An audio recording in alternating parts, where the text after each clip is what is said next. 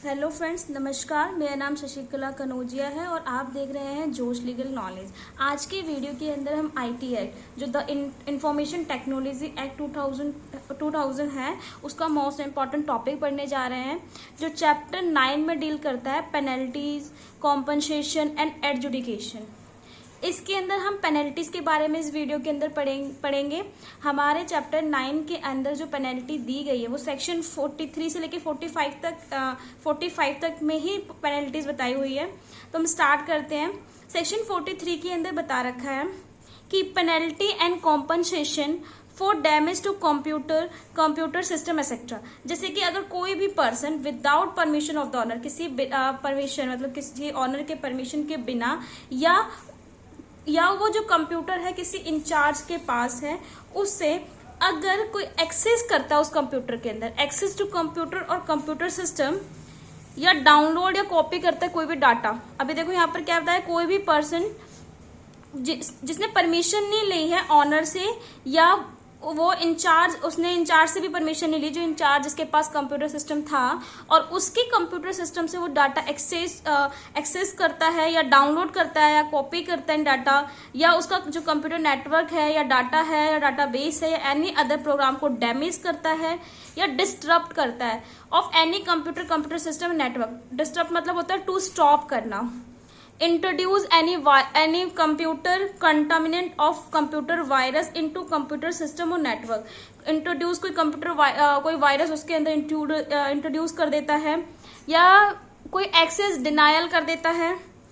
To facilitate access to a computer system और network in contravention of the provision of this act, rule और regulation.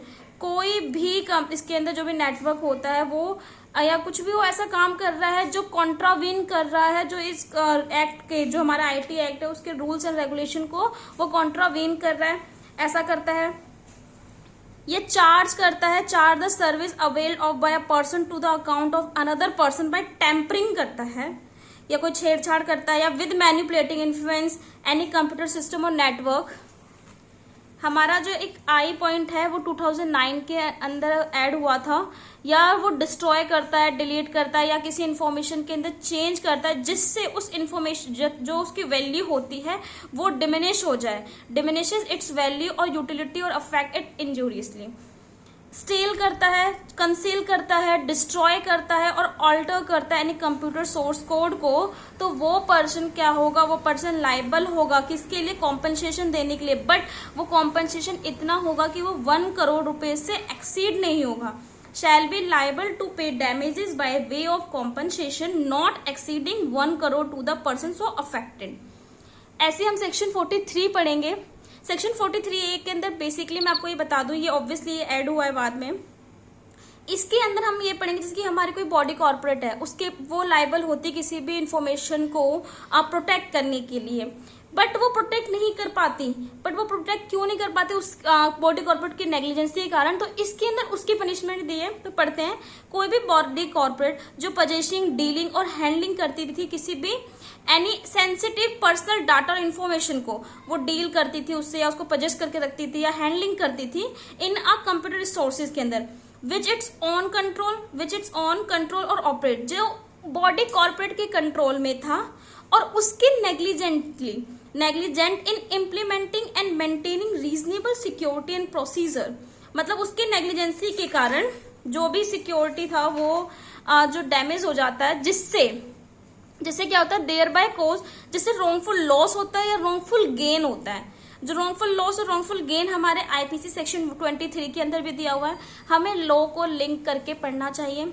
हर चीज कैसे कहाँ पर डिफाइंड है तो वो आप थोड़ा थोड़ा लिखोगे तो आपको ये याद रहेगा। मैंने इसलिए लिखा क्योंकि मुझे याद रखना था इसे। तो उससे क्या होता है, रॉन्गफुल लॉस हो या रॉन्गफुल गेन हो, such body corporate shall be liable to pay damage by way of compensation not exceeding 5 crore rupees. तो जो भी बॉडी कॉर्पोरेट है वो लाइबल तो होगा, बट उसकी जो कॉम्पनसेशन है वो 5 करोड़ रुपए से ज्यादा नहीं होनी चाहिए। सेक्शन 44 पढ़ते हैं। सेक्शन 44 के अंदर मैं आपको बेसिकली बता देती हूँ पहले क्या है। इसको हमने 3 पार्ट में, हमने नहीं मतलब आईटी एक्ट ने 3 पार्ट में डिवाइड किया, जिसके अंदर ये है कि आप किसी भी डॉक्यूमेंट को देने में अगर फेल हो जाते हो, या टाइम से, अगर टाइम से बोला हुआ आपको कि विद इन आपको 20 डेज में देना, बट आप 20 डेज के अंदर नहीं दे रहे हो, तो उसकी क्या पनिशमेंट होगी। या आप कोई भी बैंक अकाउंट या कोई भी डाटा को स्टोर करके नहीं रख रहे हो, जबकि आपको बोला गया है कि इसको मेंटेन करके रखना है, तो उसकी पनिशमेंट क्या होगी। तो पढ़ते हैं, penalty for failure to furnish information return etcetera if any person, यदि कोई पर्सन फेल हो जाता है, फेल टू फर्स्ट हमारा A, B और C है, 3 पॉइंट है, इसको बहुत सही से याद करना कि A में क्या था।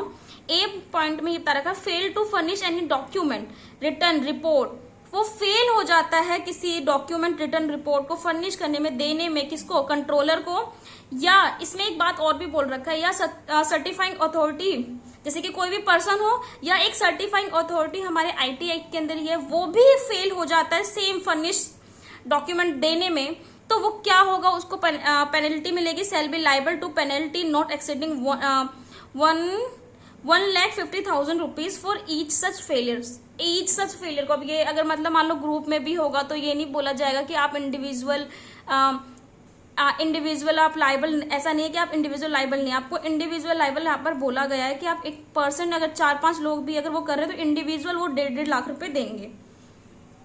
बी में क्या बोला है, fail to require to file any return within the period, अगर आपसे रिक्वायर्ड, आपसे मांगा गया है कि इस फाइल को विद इन टाइम में दो, जैसे कि मैंने आपको बोला था कि 20 दिन के अंदर आपको इस डॉक्यूमेंट को देना है या इस फाइल को देना है, और आप फेल हो गए उस फाइल को देने में with in the time period, क्योंकि यहाँ पर टाइम, जो हमारा ए था उसमें टाइम पीरियड मेंशन नहीं था, बट इसमें टाइम पीरियड मेंशन है। या वो सेम, जैसे कि कोई रेगुलेशन फेल हो गई हमारे IT एक्ट के अंदर, जैसे कि कोई भी अथॉरिटी है, इसके अंदर बहुत सारी है, तो वो फेल हो गई तो भी उसको भी पनिशमेंट मिलेगी। कोई पर्सन जो इंडिविजुअल है उसको भी मिलेगी, या जो रेगुलेशन था वो फेल हो गया उसको भी मिलेगी। Shall be liable to penalty not exceeding 5,000 for every day during which such failure continue, जब तक वो फेलियर कंटिन्यू है तब तक आपको 5,000 रुपीज डेली देना पड़ेगा। Fail to maintain books of account, देखो अगर आपको एक मेंटेन करने के लिए बोला था कि आपको ये अकाउंट मेंटेन करना है, बट आप मेंटेन नहीं करते हो तो भी आप लाइबल हो, तो shall be liable to penalty not exceeding 10,000 for every day during which the failure continue. Same वही बात बोली गई है। सेक्शन 45, ये मतलब इसका लास्ट है, रेसिडुअरी पेनल्टी, जिसमें ये बात बोल रही है कि हुएवर कॉन्ट्रावीन एनी रूल्स और रेगुलेशन अंडर दिस एक्ट, जैसे कि मान लो इस एक्ट के अंदर IT एक्ट में कुछ भी बातें बोली गई है उसके लिए आप कॉन्ट्रावीन कर रहे हो, उस रूल रेगुलेशंस को आप कॉन्ट्रावीन कर रहे हो, नहीं मान रहे हो, तो उसके लिए भी आपको पेनल्टी मिलेगी। And for the contravention of which no penalty has been separately provided, इसके लिए कोई सेपरेट ऐसा प्रोविजन नहीं दिया हुआ है कि आप इस चीज के लिए ना करो तो इसकी पनिशमेंट होगी। तो इसके लिए क्या है, कोई रूल्स अगर आप ब्रेक कर रहे हो या कॉन्ट्रावीन कर रहे हो तो उसके लिए क्या है, शैल बी लाइबल टू पे कॉम्पनसेशन नॉट एक्सीडिंग ₹25,000 रुपीज, तो आपको 25,000 रुपीज देना, पे करना पड़ेगा। आई होप आपको पेनल्टी का टॉपिक समझ में आया होगा।